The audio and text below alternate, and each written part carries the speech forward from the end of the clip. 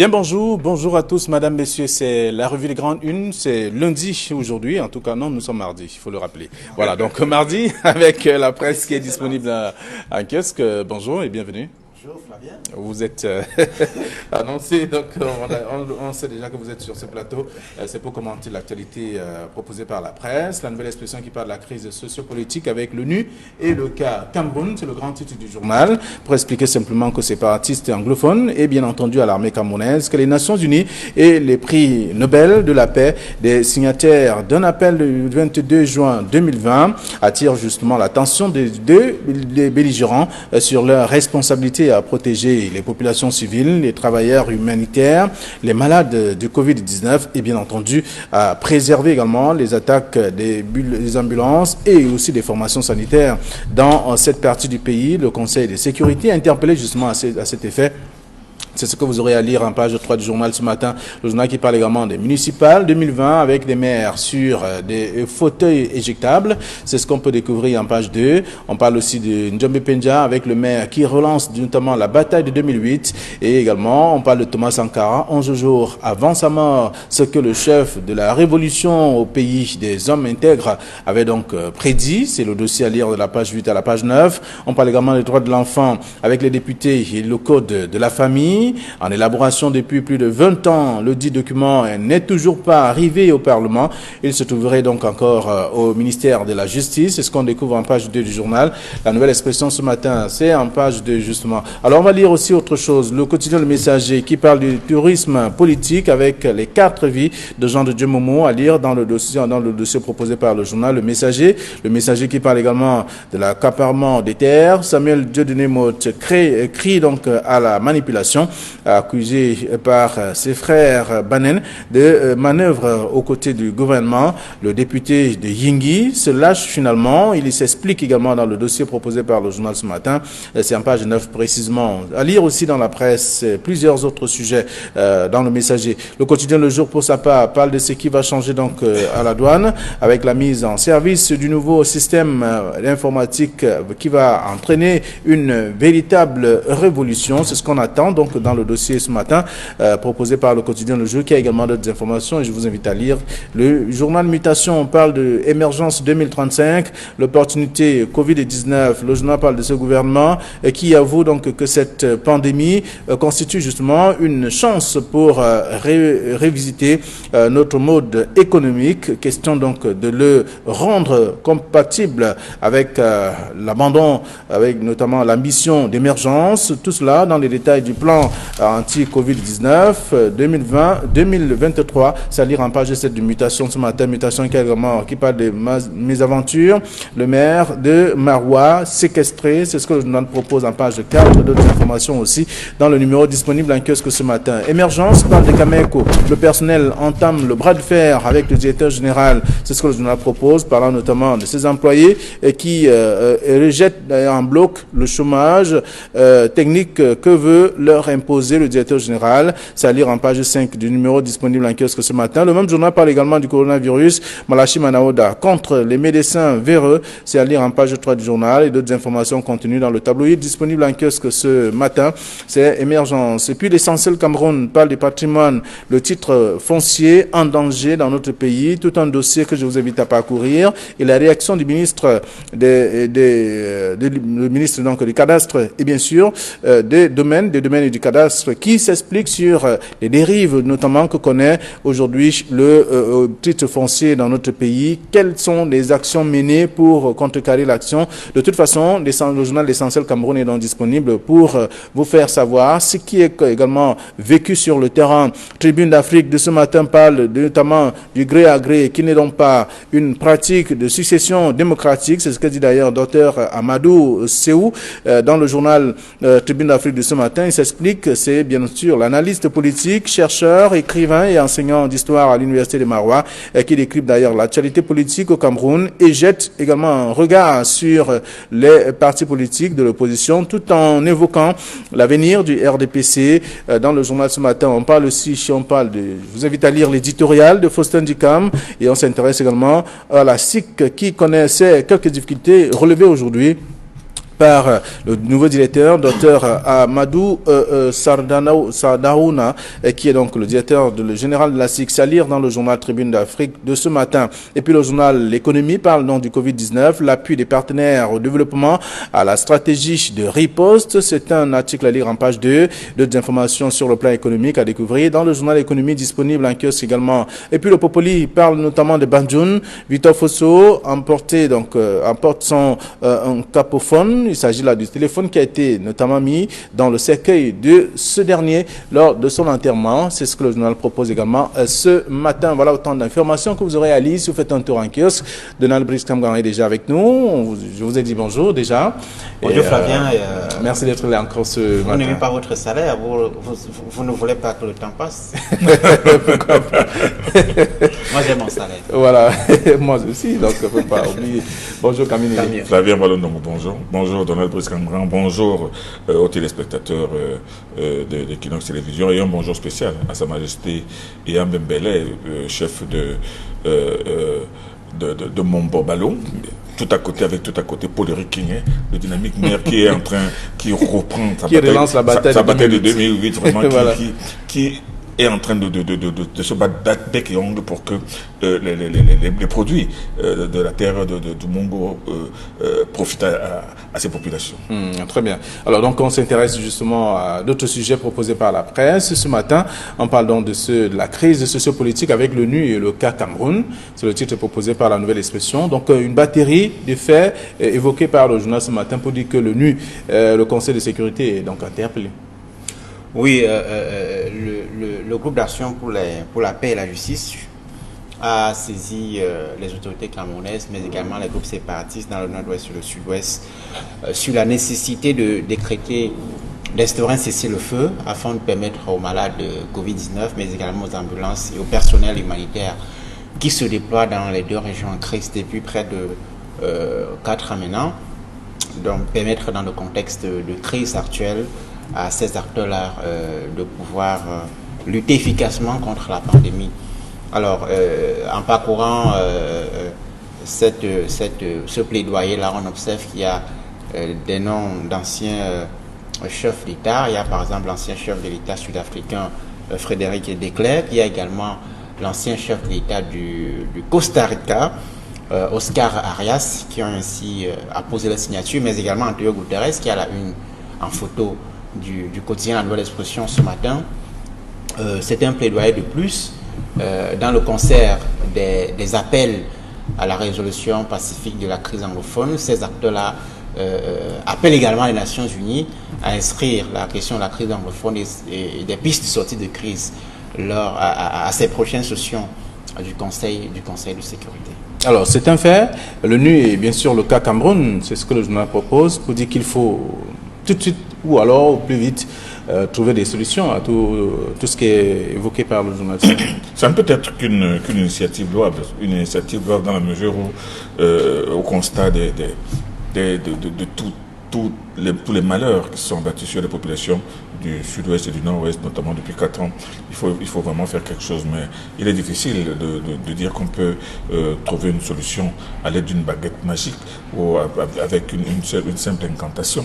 Et bon, moi je pense qu'il y a un peu un amalgame quand ce groupe de signataires parle des deux belligérants. Il n'y a pas deux belligérants. Il y a d'un côté l'État du Cameroun qui se défend, et de l'autre côté, il y a des groupes, pas un seul groupe, mais des groupes séparatistes qui ne sont pas forcément homogènes, qui ne sont pas forcément interconnectés.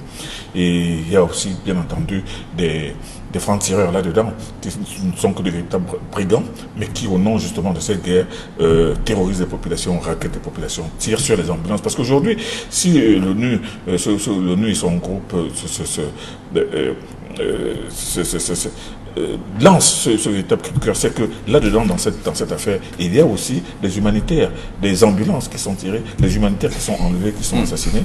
Et là, c'est inhérent à toutes sortes, à toute guerre civile, où les gens qui sont sur le terrain ne se comportent pas toujours de manière humaine. Donc, moi, je pense que ce n'est qu'une initiative de plus, mais il faut qu'elle soit entendue. Mais moi, je ne pense pas que l'État du Cameroun ait un plaisir particulier à tirer sur des gens qui, en face sont restés tranquilles. Il y a des gens en face qui ont pris des armes, qui ont fait des coupes réglées sur le territoire, qui disent se battre pour un idéal ou pour un objectif, et un objectif parfois qui est discutable, mais qui n'est pas suffisamment discuté. Donc aujourd'hui, c'est tout le monde qui est à la recherche de ces solutions. Mais le Cameroun a tout à gagner. Le Cameroun ne recherche que la paix. Bon, maintenant, reste à savoir maintenant la vitesse à laquelle il veut obtenir cette paix, mais toujours est-il que le Cameroun sait très bien qu'il ne peut pas se développer en temps de guerre. Il ne peut pas se développer tant que les feux sont tirés. Il faut forcément la paix, en tout cas pour pouvoir procéder à la reconstruction de ces régions en crise, les régions anglophones précisément, le nord-ouest et le sud-ouest. C'est d'ailleurs ce qu'on peut retenir lorsque vous aurez également l'occasion de lire l'article de la Nouvelle Expression. En citant la figure tout à l'heure, j'ai oublié Denis Mukwege, qui est un médecin de renommée, le Congolais, qui a récemment eu le prix Nobel de la paix décerné donc par la communauté internationale. Maintenant, est-ce que la faisabilité de ce que demande ce groupe d'action pour la paix et la justice au Cameroun, on sait qu'on est en période de crise du coronavirus, c'est la principale préoccupation de tous les gouvernements à travers le monde en ce moment. Évidemment que dans le contexte actuel, on voit très bien le gouvernement camerounais, dont on connaît la position sur l'implication de la communauté internationale dans la résolution de ces crises. Le gouvernement Yaoundé ne voit pas d'un très bon œil les réactions internationales, les appels à cesser le feu, au dialogue, aux solutions, les appels aux solutions politiques dans cette crise, mais c'est certainement une action de plus pour l'internationalisation, pour la publicité, pour le renforcement de la communication, de l'affichage international du Cameroun. Alors, c'est en page 3 du journal La Nouvelle Expression. Kaminele Thomas Sankara, 11 jours avant sa mort, c'est que le chef de la révolution au pays des hommes intègres avait prédit avant sa mort, justement. Vous savez, 11 jours avant sa mort, Thomas Sankara savait très bien qu'il y avait une crise interne à l'intérieur de leur équipe, de leur quatuor, parce qu'ils étaient un quatuor d'officiers supérieurs. Il y avait Thomas Sankara, Lingani, le commandant Lingani, le capitaine Zongo et le capitaine Compaoré qui avaient pris le pouvoir et qui avaient posé un certain nombre d'actes. Bon, ça n'a duré que 4 ans cette révolution. Mais ce que les gens retiennent surtout les discours enflammés de Thomas Sankara, les discours, sa démarche de mobilisation des populations. Mais en réalité, à l'intérieur du groupe, ça beaucoup de gens ne le savent pas, il y avait une dissension, il y avait des lobbies qui s'étaient formés, il y avait même, et on est en train d'envisager de part et d'autre l'élimination des uns ou des autres. Ce 15 octobre 1997, il y avait une réunion qui avait été prévue au domicile de Thomas Sankara, où, disait-on, il était prévu de mettre le capitaine Compaoré, qui était le numéro 2 du régime, en infériorité. D'autres disent que c'était pour le faire assassiner. Mais toujours est-il que le climat était absolument délétère, et lui-même, Sankara, savait très bien que ça allait finir par un clash. Donc, ce qui est dit ici, il dit que oui, quelqu'un peut sortir de la foule pour tirer sur moi, mais seulement, il avait dit quelque temps auparavant, quand on lui disait que, mais il y a des gens qui disent que le numéro 2, Blaise Compaoré, peut chercher à vous tuer. Il avait dit que si le jour où Blaise Compaoré décide de me tuer, rien ne pourra l'empêcher, parce que rien ne peut empêcher qu'il me tue. Mais malheureusement, c'est ce qui est arrivé ce jour-là. On a assassiné Thomas Sankara, mais seulement la majorité des gens n'ont retenu que l'assassinat de Thomas Sankara. Je vous l'ai dit, ils étaient 4 à faire la révolution. Ils étaient 4 à faire la révolution. Thomas Sankara a été tué le 15 octobre, mais 2 ans plus tard, le capitaine Lingani et le commandant Lingani et le capitaine Zongo ont été arrêtés, traduits devant le tribunal militaire et fusillés. Ça, beaucoup de gens, les gens ne se posent pas beaucoup la question de savoir ce que sont devenus les autres. Donc, l'histoire du Burkina Faso est une histoire qui ne doit pas être vue sous le seul prisme de la tragédie de la mort de Sankara, mais de toute l'évolution de cette... Alors, le journal La Nouvelle Expression fait un rappel des mémoires ce matin, oui, en reparlant justement de ce qu'il avait, en évoquant quelques faits importants, Donald Luis Kamga, de ce qu'il a dit, de ce qu'il a prédit quelque temps avant sa mort. Oui, vous savez que Thomas Sankara, c'est une figure historique majeure pour la mémoire collective africaine. On n'a pas toujours su, les systèmes éducatifs africains n'ont pas toujours su prendre la mesure de ce que cette figure de la lutte pour l'indépendance, non seulement du pays, mais également des messages qui ont pu avoir un écho auprès des autres Africains jaloux de l'indépendance du continent. On n'a pas toujours su capter le message et la force des idées de cette icône africaine. Si de temps en temps les journaux peuvent nous proposer des fragments pareils de l'histoire pour la mémoire collective, c'est quelque chose d'important. Vous savez que la question de la réunification, de l'unité africaine se pose aujourd'hui lorsqu'on voit que dans une sous-région comme l'Afrique centrale, on ne peut pas circuler du Cameroun au Gabon, du Gabon en Guinée équatoriale sans visa, alors que depuis au moins 20 à 30 ans et plus, beaucoup de ces figures, parmi lesquelles Thomas Sankara justement avait rêvé des États-Unis d'Afrique, on ne peut qu'être triste. D'accord. Alors, les lecteurs vont lire le dossier de la page 8 à la page 9 ce matin dans la Nouvelle Expression. Il y a Mutation qui s'intéresse davantage à ce qui s'est déroulé à Maroua. Les populations, je veux dire les commerçants, se sont levés contre le maire qui a engagé des casses dans cette partie du Cameroun et tout cela a créé un véritable grabuge. Un grabuge, c'est-à-dire qu'on a vu des commerçants qui sont tombés à bras raccourcis sur le maire, qui l'ont vertement tabassé et lequel maire n'a dû son salut qu'à l'intervention des forces de l'ordre. Mais il faut dire que le problème de la mairie, de la grande mairie de Maroua, c'est un peu la conséquence effectivement de ces désignations du RDPC lors des dernières consultations avec les grands maires. C'est-à-dire que non seulement il n'était pas la personne la plus attendue, mais il a été imposé. Et ce qui fait que déjà au départ, il partait déjà avec une figure négative. Mais seulement, arrivé sur les lieux, il n'a pas eu le temps de prendre la substance et la profondeur des réalités locales. Il n'a pas commencé par le curage du caniveau, il n'a pas commencé par rassembler les gens. Maintenant, les mettre tous d'accord autour d'un certain nombre d'objectifs et de projets.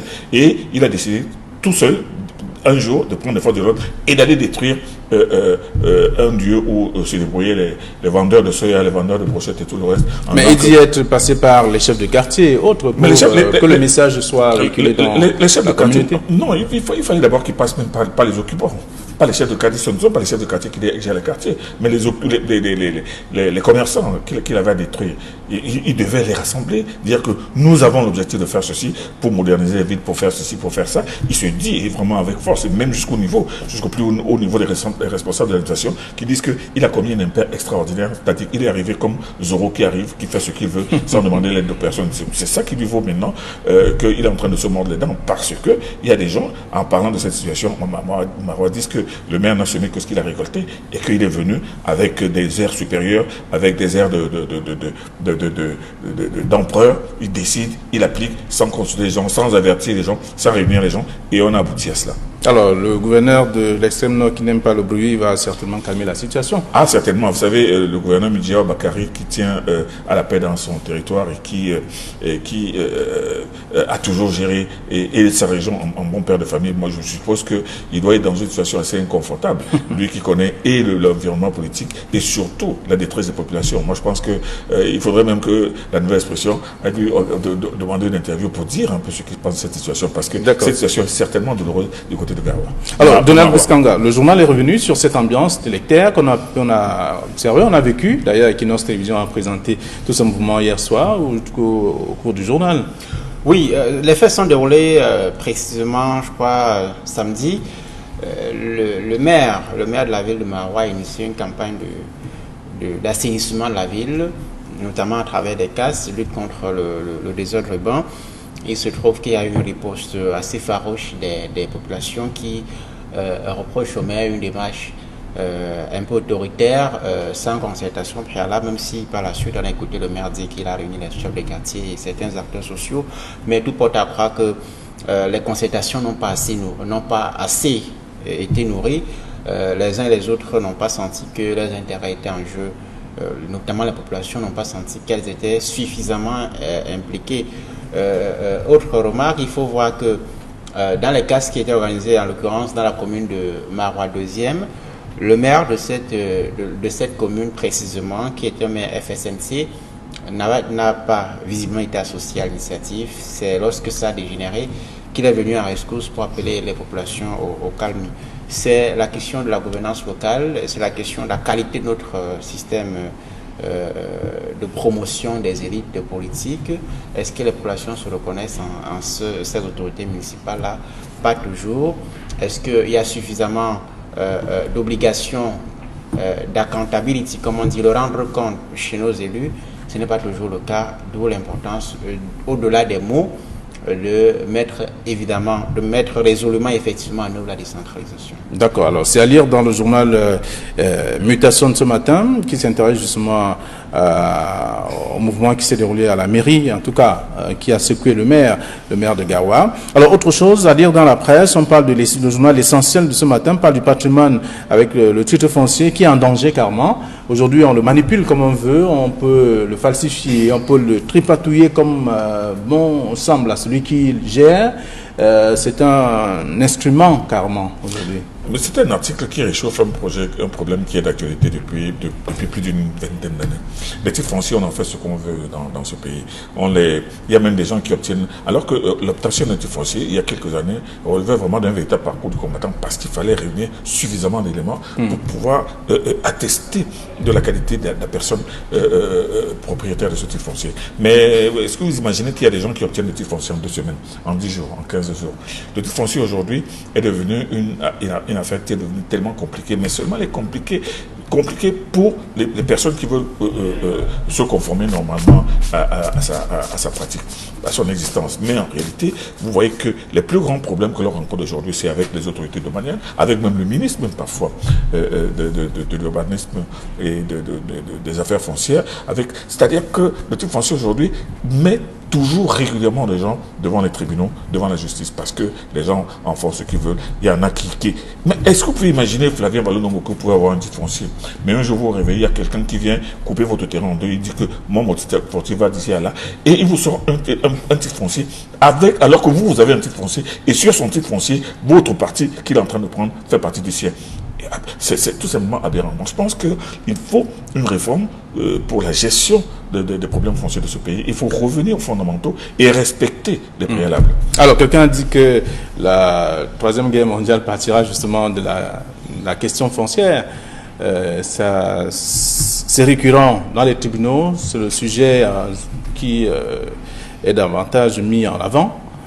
Oui, je pense qu'il y a même une enquête qui est relativement récente, je pense qu'elle date d'environ 2 ans, qui indiquait d'ailleurs que la question de l'accès au foncier pourrait constituer des sources de tensions sociales au Cameroun, si on ne fait pas attention. À peu près chaque semaine, vous avez des échauffourées ou des tensions, des affrontements entre des camps de personnes qui se revendiquent un lopin de terre au nord, au sud, à l'ouest ou à l'est. En tout cas, c'est une question qui est d'actualité et comme Camille le disait tout à l'heure, c'est un secteur où il y a énormément de fraude, mais également de trafic d'influence, évidemment avec les causes que l'on sait, à savoir que nous avons affaire à une administration qui est le plus souvent très corrompue et un environnement dans lequel l'accès au foncier est un indicateur de puissance à la fois économique mais également un indicateur de puissance politique. Je pense qu'au ministère en charge du foncier, le ministère du cadastre et des affaires foncières, on a engagé une campagne d'assainissement de l'obtention du titre foncier. Jusqu'où est-ce que M. Henri ici ira? On attend bien de voir. La presse indique que lui-même plus souvent impliqué dans ces affaires, les affaires floues du foncier au Cameroun. Avant M. Hébé, ici, il faut dire que son prédécesseur a tellement mouillé, a tellement plongé les mains dans cette confiture, qu'il y en a même qui ont pensé que son éviction de ce ministère, justement, avait été causée effectivement par son implication directe et dans le tripotage au niveau des titres fonciers. Mais aujourd'hui, il faut le dire, le problème est tellement devenu sensible que je crois que c'est l'essentiel qui a sorti cet article. L'essentiel s'en est ému et a proposé un dossier assez corsé pour dire la gravité de ce problème qui doit vraiment être revu en profondeur. Alors, dans la presse également ce matin, il y a Émergence qui ne rate pas l'occasion de revenir sur Cameco avec le personnel qui entame le bras de fer avec le directeur général. Lui qui insiste, il veut forcément que les gens aillent en congé, les employés qui rejettent en bloc ce chômage technique. Oui, le top management de Cameco a pris une autre information indiquant que c'était attendu depuis quelque temps. le management avait indiqué à la tutelle, au ministère des Transports, que l'entreprise n'est plus à même de supporter ces charges, que le contexte lié au coronavirus l'oblige à faire un certain nombre de réajustements. C'est ce qui a été fait depuis hier. Il y a environ 250 employés de notre compagnie aérienne nationale qui sont mis en congé, en chômage technique, c'est le mot qui a été employé par le directeur général. Quelles sont les raisons de cette décision? Eh bien, le top management explique qu'il voudrait pouvoir réduire, limiter les excédents sur la charge salariale, maîtriser les charges de fonctionnement, mais également éviter une contamination à plus grande échelle de son personnel. A priori, c'est une belle intention, mais lorsqu'on analyse en fond, on se rend compte que c'est toujours la continuité de la crise dans laquelle Cameco est enfoncé depuis sa création en 2011. Et si les syndicalistes du secteur répriment un peu la méthode qui a été utilisée par le directeur général? Oui, et surtout le contexte, l'opportunité. Nous sommes au mois de juin, on a une crise qui a commencé en mars. Certains observateurs notent qu'il est un peu tard, cette décision-là, et pourquoi c'est maintenant qu'on met les emplois en congé technique alors même que on va vers la reprise des vols à l'international. Au-delà de ça, c'est également le modèle économique, la viabilité de Cameco qui se pose, parce que à l'observation, cette entreprise qui croule sur une dette de plus de 115 milliards de francs CFA, qui n'a pas de flotte, qui n'a pas une vision claire et des objectifs que l'on voit, sinon celui d'exister, à savoir qu'on a une compagnie nationale qui chaque jour loue des avions, qui chaque jour salit l'image du Cameroun. Je parle là comme membre du gouvernement à l'international, avec des pannes et des reports de vol, annulation de vol en cascade. Non, il n'y a pas de vision, et ça, ce n'est pas du fait du directeur général, c'est le système qui est mis en place. Vous savez qu'à Cameco, les recrutements souvent ce sont les fils de X et de Y. Vous savez que à Cameco, il n'y a jamais eu de véritable plan de développement de cette entreprise. Donc on pense que le problème, c'est que le capital est contrôlé uniquement par l'État, mais ce n'est pas que ça le problème. Il y a des compagnies dont le capital est géré, le portefeuille est entièrement... Alors, c'est donc pas un problème humain, c'est pas un problème humain, c'est plutôt un système qui... C'est un problème de système et de volonté politique. Je parlais de la configuration du capital de Cameco. La Camer, à l'époque, qui a fait la fierté de beaucoup de Camerounais, était contrôlée par l'État, mais ça marchait bien. Ethiopian Airlines sont des entreprises contrôlées par l'État. On peut citer d'autres sans faire de publicité, mais ça marche bien parce qu'il y a une volonté politique. Il y a derrière la mise en place d'une campagne nationale une volonté de rentabilité économique, mais également une volonté de rayonnement diplomatique. Pour l'instant, il n'y a pas encore de volonté politique au Cameroun qui puisse montrer que ces objectifs-là sont visés et qu'il y a une vision claire pour atteindre ces objectifs. Alors, ce n'est pas un problème de management, mais plutôt un problème de système. C'est ce que tu sembles dire.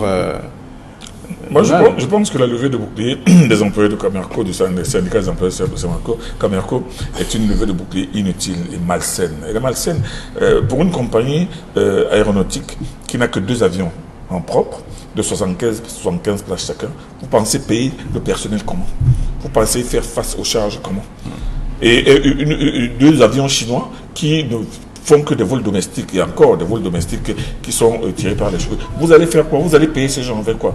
Et il est demandé, moi j'ai dit depuis plus de 3 mois, c'est qu'il faut mettre la clé sur l'opération, revoir la création d'une nouvelle compagnie nationale. La Cameco est une aberration.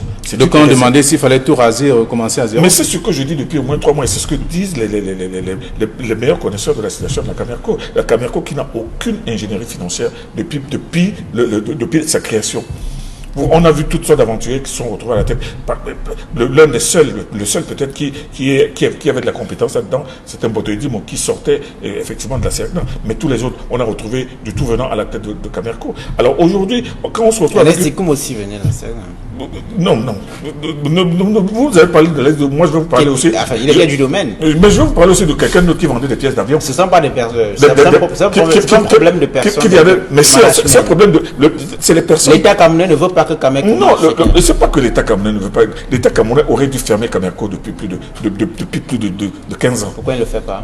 mais tout simplement parce que l'État camerounais veut peut-être que Cameco continue d'exister, veut qu'il faut absolument qu'il y ait une compagnie aérienne. Au moment où le président Ahidjo décide de créer Cameroun Airlines, le Cameroun, comme la plupart des pays, étaient tous réunis dans Air Afrique. Et vous connaissez l'histoire. Dépité du fait qu'il n'y a aucun directeur camerounais, aucun cadre camerounais qui pose un poste de directeur à Air Afrique, il a décidé de créer Cameroun Airlines. Il a acheté 4 Boeing 737-9 et un Boeing 737. Il a créé une compagnie qui a marché, qui a été la plus grande fierté du Cameroun, vous le savez très très bien.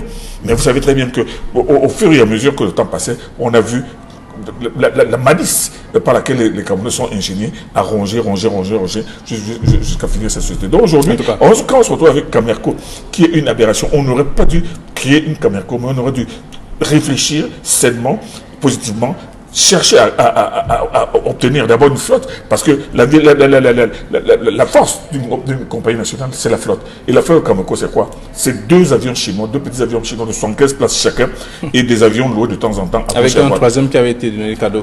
Alors, le troisième, non, l'achat même de ces avions chinois, on s'étonne comment le ministre qui avait procédé à ces achats, qui les avait multipliés par 2, hein, et il dit qu'il y a même un avion qui a été donné cadeau. Il est vrai qu'avec les Chinois, on a tout vu, mais vous venez acheter 2 avions, on vous offre un autre avion cadeau, ça fait rire tout le monde, mais ce ministre-là, il est resté tranquille, il est sorti du gouvernement, il est tranquille dans son coin. Donc, je dis que les histoires de Camerco, c'est des histoires vraiment à dormir debout et à avoir envie de grimper au mur. Mais cette société aujourd'hui, moi je ne comprends pas, j'ai du mal à comprendre comment ce personnel qui sait qu'on ne peut pas les payer valablement, avec 2 avions de 75 places qui fonctionnent même au petit bonheur la chance. Donc aujourd'hui, le problème de Camerco, c'est un problème qui doit être réglé de manière définitive. C'est-à-dire qu'on met la clé sur la pression, on réfléchit et on crée peut-être notre compagnie. Ce problème ne sera jamais résolu, Flavien, tant que Camerco assurera des prébendes et des rétrocommissions à quelques fonctionnaires. Merci à vous. La presse est donc disponible en kiosque. Vous aurez l'occasion de parcourir les tabloïds et tout parfum de l'actualité.